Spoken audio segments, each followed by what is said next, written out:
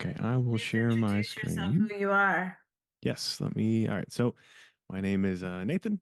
I'm one of the three co-founders of the Election Truth Alliance. We're a nonprofit, nonpartisan organization that is now dedicated to election security. So since the 2024 election, our jobs have been uh, pursuing and investigating the election. My background specifically, I'm a cybersecurity and data analyst. I've worked for a company that did real-time network monitoring. And I also have a background as a 25 Bravo, which is a computer tech specialist in the Army Reserves, and a signal officer in the Army National Guard. Thank you for your service in the Yeah. past and currently. Thank you so much. Yes. And then now I'm going to show the PowerPoint we have prepared here. This is a new PowerPoint. I'll throw it up on my screen. Let me know. I might need to change the visual. There we go. Can you see this? Okay. So what this is a overview PowerPoint that we have created. We will also be publishing two different additional forms of media to support this. One will be a summary and kind of a timeline of the election and our concerns. And the other will be a video with a accredited PhD level statistician talking through some of our more in-depth data. So this PowerPoint is going to cover an overview of some of the issues we're seeing in the 2024 presidential election. And so we are the Election Truth Alliance. We have this beautiful PowerPoint made by some of our really hardworking and dedicated volunteers. So first and foremost, who are we? As I kind of mentioned before, we are a nonpartisan organization. We're run by a board of three people. The background of our volunteers specifically is we have data analysts, we have statisticians, we have cybersecurity individuals. We also have specifically to the board as well, political science, auditing, and fraud detection skill sets. Um, so we were technically founded in December of 2024. I think we're 20 days old as of today. And we were incorporated in January in Nevada. Our current volunteer, we're actually exceeding 20 volunteers currently, and that number is only going to grow in the next coming days because we've had hundreds of people who wanted to volunteer to help us continue to investigate and take our next steps. So, as a data-driven team, our whole job here is we want to look at the data. We want to make sure that every eligible voter when they cast their vote, is it counted correctly? Are their voices heard? And so that is our priority is sharing our analysis, bringing awareness to these problems we're seeing in the 2024 election. And then we are seeking to verify the vote in the counties we're seeing this and the states we're seeing this all across the US. So what we do specifically is our current job now is to analyze the results of the election and represent that data visually and spread it and inform people about any concerns or patterns that we're seeing. Specifically for our analysis after the election and election night, CVR data, which is vote record data, was published by counties. Some counties have not made that available, some have. So for those that have, we were able to download that data from their public websites, their county websites, and begin analyzing it. And so on the right here is an example of one of the locations we have actually published an analysis for, and that's Clark County, Nevada. And what we're seeing here is we're seeing for early voting, the data shows potential manipulation for an algorithmic hack at the tabulation level. So the voting machines or the vote counting machines could have potentially been influenced. And that's what our data is showing there.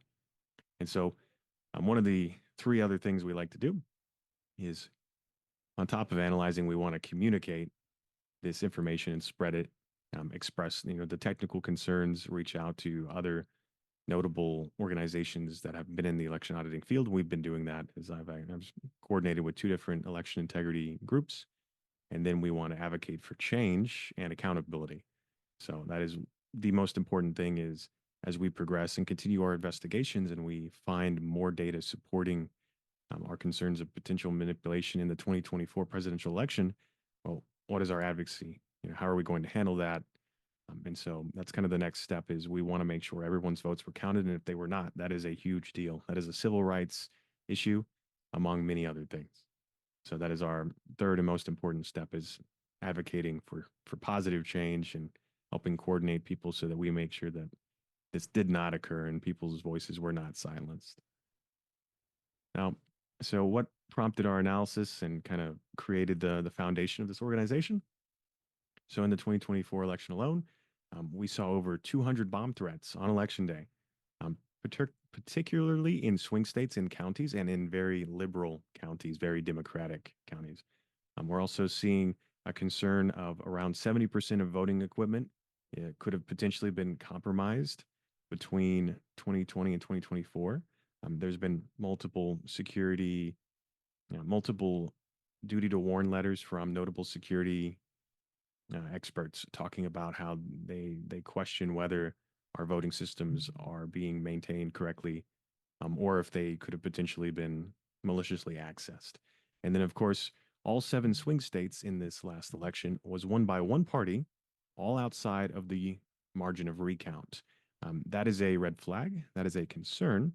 And so that's some of the things that have really pushed us into diving deep into the data. And the last thing, and we're actually going to show you an example of this, is all 88 counties that transitioned this election from being predominantly one majority to the other. All 88 counties were won by one party. And it's the same with the swing states. So we'll show that. Here's a representation of those bomb threats we talked about. You'll notice some of their positioning is interesting. We see some of the swing states being Arizona, um, Wisconsin, Michigan, and Georgia as well. So it was interesting that this occurred. It was attributed to Russian email domains, and there wasn't a official investigation from our understanding. This kind of just got hand waved away. They didn't look into this. Over 200 bomb threats, and this is a huge concern for our election security. And our concern here isn't that it occurred or not. It's that if it where it occurred, many counties and many locations closed down temporarily, and voters were evacuated, and they could have potentially lost their opportunity to vote. And on top of that, it would have disrupted the paper ballot chain of custody, which is very important for investigating if there was manipulation or not. The paper ballots are your ultimate proof of was this election fair and secure. Then we also have, as we talked about before, concerns about the voting equipment being compromised. There's two major types that are common throughout the US. These maps represent them. On the left here is voting machine brand one, and on the right is voting machine brand two. And you'll notice that when combined, they generally overlap a majority of the United States. They are the predominant types. And so if you were to compromise both systems, and both of them have security concerns in their own rights, if you were to compromise them maliciously with a hack, you would have the ability to change the outcome of a presidential election. And so, what's very concerning as well is we're seeing this clean sweep of the swing states. This is very interesting. Let's say, for example, the Republican candidate won 30 out of 50 states and all seven swing states. The last time a candidate won all seven swing states was 1984. That was Ronald Reagan, and he won 49 out of 50 states. So to win all seven swing states when only winning around 30% of the states, that is a little bit of a concern, specifically because we see the margin of victory, 49.8% of the popular vote. So it's interesting to see that you would win all seven swing states and yet still fall underneath the 50% of the popular vote. Statistically, to achieve that, that is improbable. It would require only winning in very specific places in those swing states in the most heavily populated counties, and it just doesn't seem natural for that to occur. That's not an organic thing. So that's our concern, is to pull that off would be ridiculous normally. And so what we're looking at here is we're looking at out of the 88 flipped states or 88 flipped counties, one in 2024 compared to 2020, you see that every single one of these counties that's changing is red to blue from the Democrat Party to the Republican Party. Not one county in 2024 changed from Republican to Democrat. Not one. That is also statistically improbable. And for an example of this is 100 years ago in 1932, Roosevelt carried 42 out of 48 states at the time. He had a 47 or he had a 57% of the vote and 0 counties flipped. But I think a better representation is in 1984, Ronald Reagan won 49 out of the 50 states we were talking about, right? All seven swing states. And even then, even with Ronald Reagan winning all 49 of the 50 states, 30 counties flipped blue for Mondale. So it just seems ridiculous to, This is beyond shocking. This is yes, it's like improbable for this to all occur naturally. information, even I had no idea about. This is like, Yep. This would wow. not occur naturally. This is a red flag. And so that's kind of our high level overview. We have been publishing and will continue to publish um, data packets on specific counties that we um, are doing our analysis in. Some of these ones are the most populous counties in the swing states. Clark County, Nevada is one example. We have counties in Wisconsin and a few other places as well that we are wrapping up. And we've heard about a report that's coming that's going to actually give details of a lot of the grant level work. And when can we expect that? And what else are you going to be able to show us? And what are we still not going to be able to know? How close can you get to putting a nail in the coffin in terms of That's a good anyone's question. So illusions that we had a free election? So following up with this overview is we're doing a report that is kind of summarizing the timeline for this election and all of the red flags and concerns, specifically notable statements by people involved in the election saying some things along the lines of "We don't need your votes." We're talking about vote counting machines, and in as well, kind of our process for when we started looking into the data and kind of summarizing that and those findings as well. Also, we will be publishing a video with Elizabeth Clarkson, a notable PhD statistician. She worked at the University of Wichita, I believe, for at least 20 years of her career as one of their chief statisticians. And we actually did an interview with her where we presented her with some of our data for Clark County, Nevada. And she actually had previously filed lawsuits in 2018, I believe, for a similar vote manipulation she was seeing local to her in one of the recent elections then. So strong parallels there with her findings and ours today. So, and so how Other can you help? question, you guys Yeah, are go ahead. geeks, data Mm. scientists, but I just want, and I don't want us to give anything away to the enemy, but let me just ask you, do you believe that now that we know that this is a coup? Well, first of all, also, we want to make sure that you put on the last slide, big and clear, the QR codes to donate and volunteer or I have that on the submit. next page as well. Okay, okay, perfect. And my question is, have you been talking to constitutional scholars, organizations, and other people that now that we know there's a coup and our leaders have all let us down, we still have Democrats claiming they're doing everything to save us, and oh, how terrible it is that our kids are in danger next. Immigrants are being carted off to concentration camps. They're being extorted for $40,000 to not get deported. Elon is in all of our bank accounts. So the question is, are you confident that once people know this, that we can reverse this coup and that we can do something about it? Are we doomed now to never have elections again? I am confident that once everyone's aware of the issues with this election, and as I said, the election truth alliance isn't going to go away. We're not going to stop digging deeper, and we're going to validate if this election was manipulated or not. There's no question.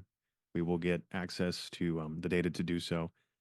And I think, as you said, what can we do, right? Well, our democracy is very clear. Our Constitution is very clear.